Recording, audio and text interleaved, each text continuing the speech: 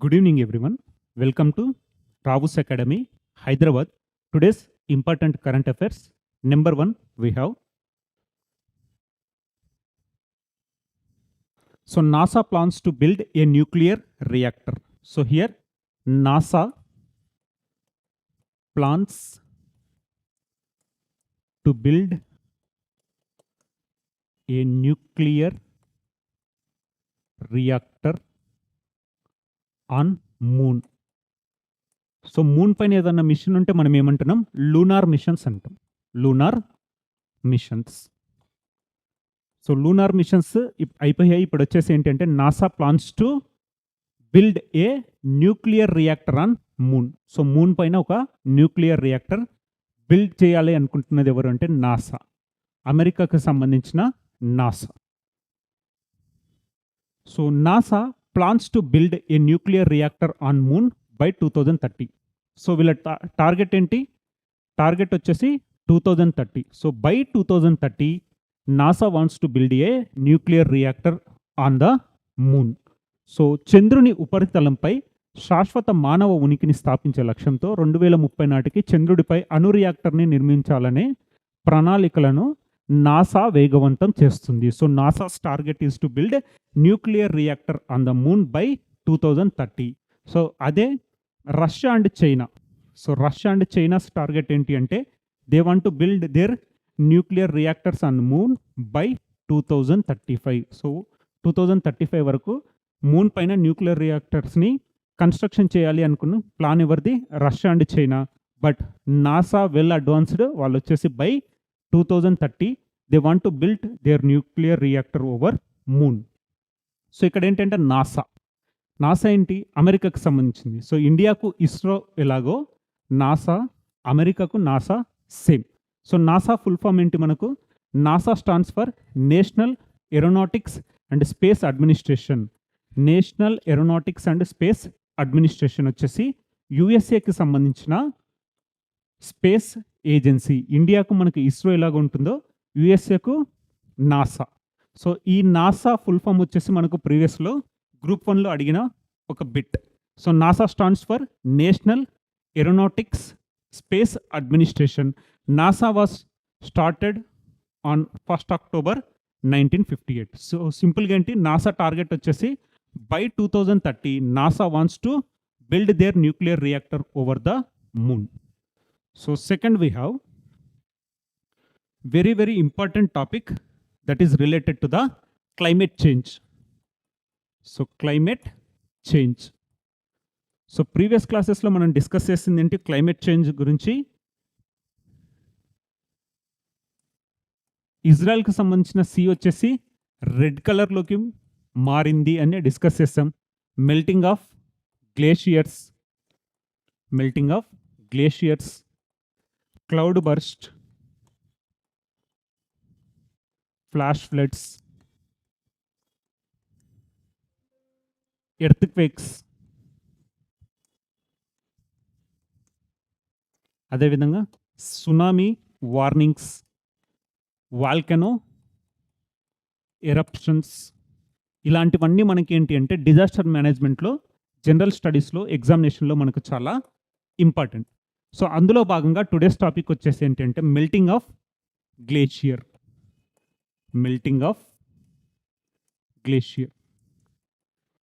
So ఏ glacier ఏ కంట్రీకి సంబంధించిందో డీటెయిల్గా చూద్దాం.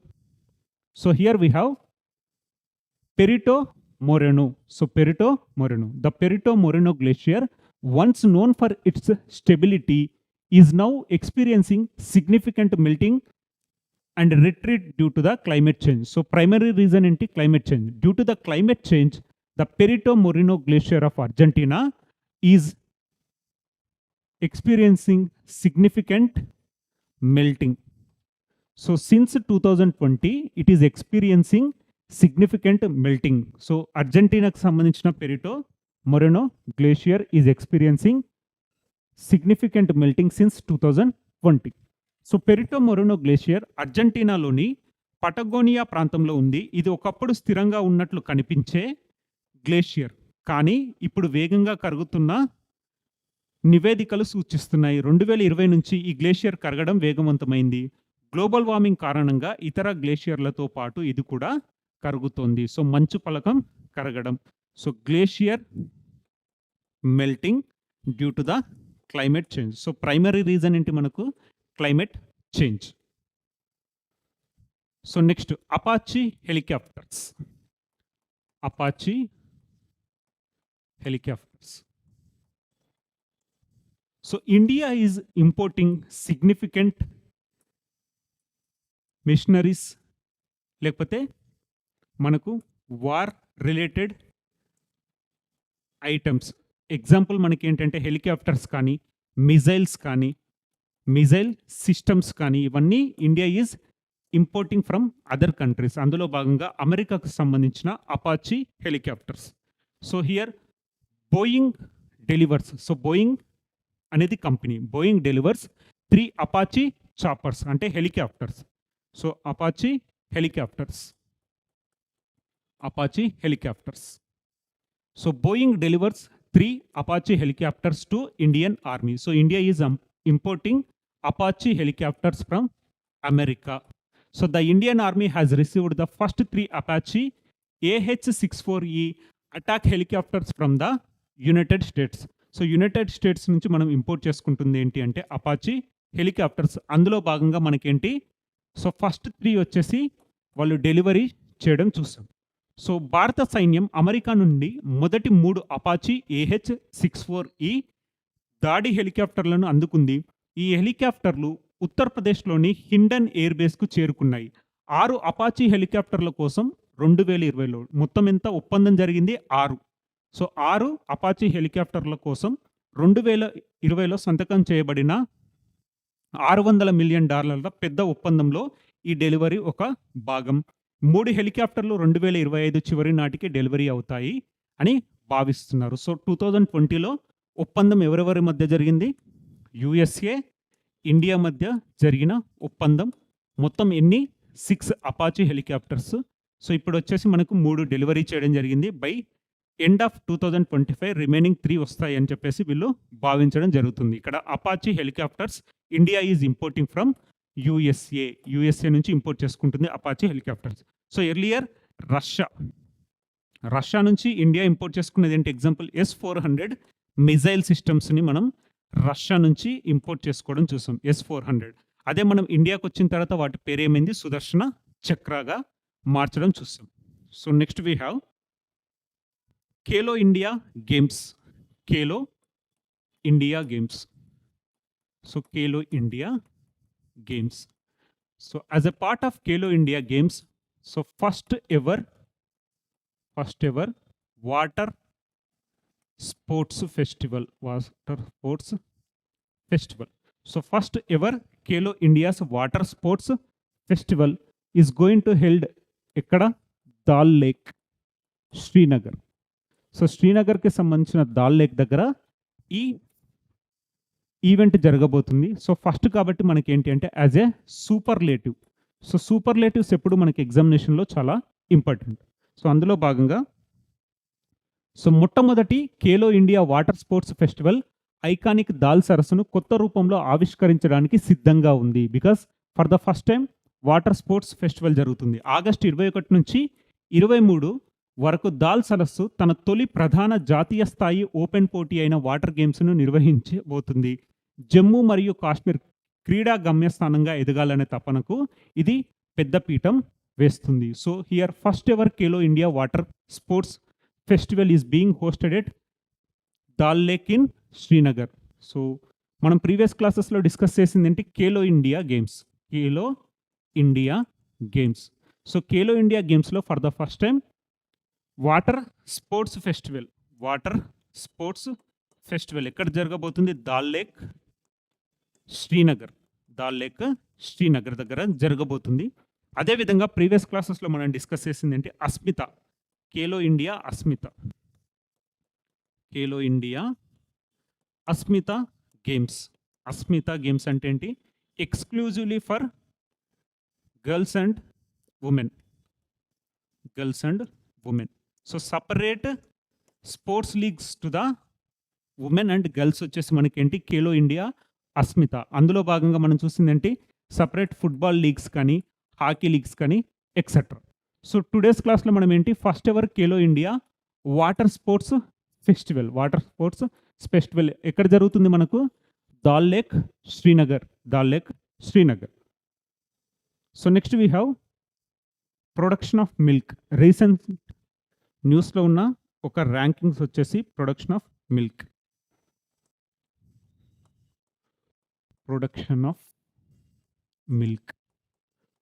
సో గ్లోబల్లీ ఇండియా ర్యాంక్ వచ్చేసి ఎంత? Number 1 milk production global rank. Milk production rankings. So first ప్లేస్‌లో ఉన్నది ఏంటంటే ఇండియా, రెండో ప్లేస్‌లో చైనా, మూడో ప్లేస్‌లో మనకొచ్చేసి అమెరికా, మూడో ప్లేస్‌లో ఉన్నది ఏంటంటే యూఎస్. అదే ఇండియాలో మనం చూసుకుంటే ఫస్ట్ ప్లేస్‌లో ఉన్నది ఉత్తరప్రదేశ్, సెకండ్ ప్లేస్‌లో రాజస్థాన్, థర్డ్ ప్లేస్‌లో వి హావ్ మధ్యప్రదేశ్, ఫోర్త్ ప్లేస్‌లో we have Gujarat and fifth ప్లేస్‌లో we have Andhra Pradesh. So milk production పైన మనం ఏంటి అంటే ఇలాంటి ర్యాంకింగ్స్ వచ్చినప్పుడు ఎగ్జామినేషన్‌లో చాలా important. So let us discuss in detail. So milk production అంటే మనకు గుర్తుకు రావాల్సింది ఏంటి? వైట్ రెవల్యూషన్ గుర్తుకు రావాలి. మిల్క్ ప్రొడక్షన్‌ని ఎన్హాన్స్ చేయడం కోసం తీసుకొచ్చిన రెవల్యూషన్ ఏంటి మనకు? White revolution. రెస్పెక్టివ్ పర్సన్ ఎవరు? Varghese Kurien, milk man of India. Father of white revolution వచ్చేసి మనకు వర్గీస్ కురియన్. సో ఇందులో భాగంగా the top milk producing states in India are Uttar Pradesh, Rajasthan, Madhya Pradesh, Gujarat and Andhra Pradesh. So first ర్యాంక్లో మనకు ఉత్తరప్రదేశ్, సెకండ్ ర్యాంక్లో ఉన్నది మనకు వచ్చేసి రాజస్థాన్, థర్డ్ ర్యాంక్లో మధ్యప్రదేశ్, ఫోర్త్ వచ్చేసి Gujarat, fifth Andhra Pradesh. These states consistently contribute the most to India's overall milk production. So India's overall milk ప్రొడక్షన్లో నెంబర్ 1లో we have Uttar Pradesh, number 2 Rajasthan, third ప్లేస్లో ఉన్నది ఏంటి అంటే మనకు మధ్యప్రదేశ్. అదే గ్లోబల్గా మనం చూసుకుంటే ఇండియా ర్యాంక్ వచ్చేసి నెంబర్ 1, చైనా ర్యాంక్ వచ్చేసి 2, తర్వాత అమెరికా ర్యాంక్ వచ్చేసి నెంబర్ 3. సో నెక్స్ట్ ఇస్రో ఒక space laboratory, ISRO's space laboratory in Arunachal Pradesh. ISRO space laboratory ఇక్కడ Arunachal Pradesh. So in order to encourage science and technology and students వీళ్ళేంటి అంటే అరుణాచల్ ప్రదేశ్లో స్పేస్ ల్యాబొరేటరీని ఇస్రో ఎస్టాబ్లిష్ చేయబోతుంది. So here ISRO inaugurate space laboratory in Arunachal Pradesh. So Arunachal ప్రదేశ్లో వీళ్ళు ఒక స్పేస్ ల్యాబొరేటరీని లాంచ్ చేయబోతున్నారు. ISRO and Muskan foundation set up a space lab at Mechuka, that is Arunachal Pradesh, to boost science education. To encourage science education, ISRO plans to establish a space laboratory in Arunachal Pradesh and inspire innovation among the rural students. In order to encourage rural students with respect to the science and technology, ISRO is going to establish a space laboratory in Arunachal Pradesh.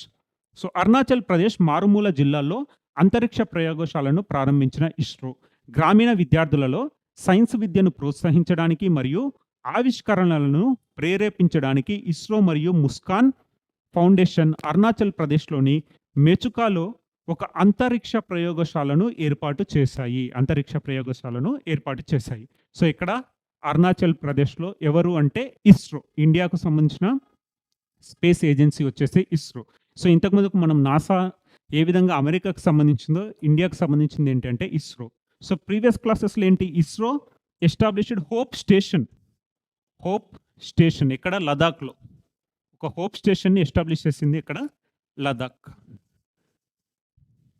IN-SPACe కూడా గుర్తుపెట్టుకోండి, IN-SPACe programme ఏంటి అంటే encouraging the private partnerships.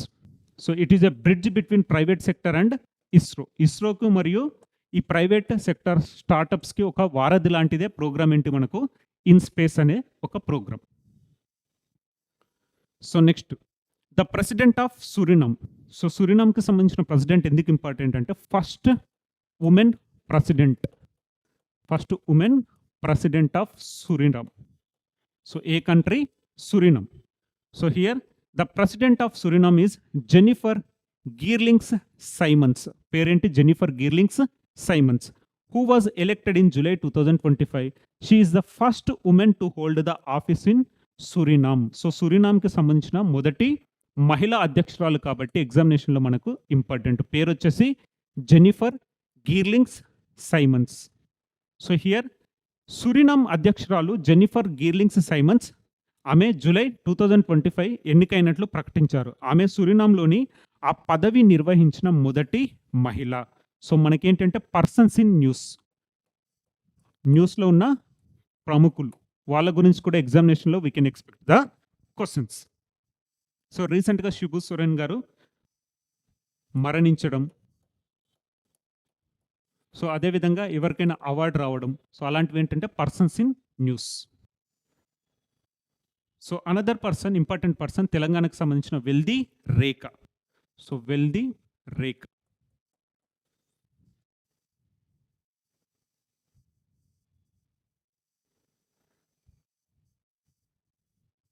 So తెలంగాణకు సంబంధించిన వెల్ది రేఖ. So ఈమెకు వచ్చిన award ఏంటి అంటే కొండా లక్ష్మణ్ బాపూజీ అవార్డుని ఇవ్వడం జరిగింది. So she with respect to the weaving. So వీవింగ్లో షీఈ్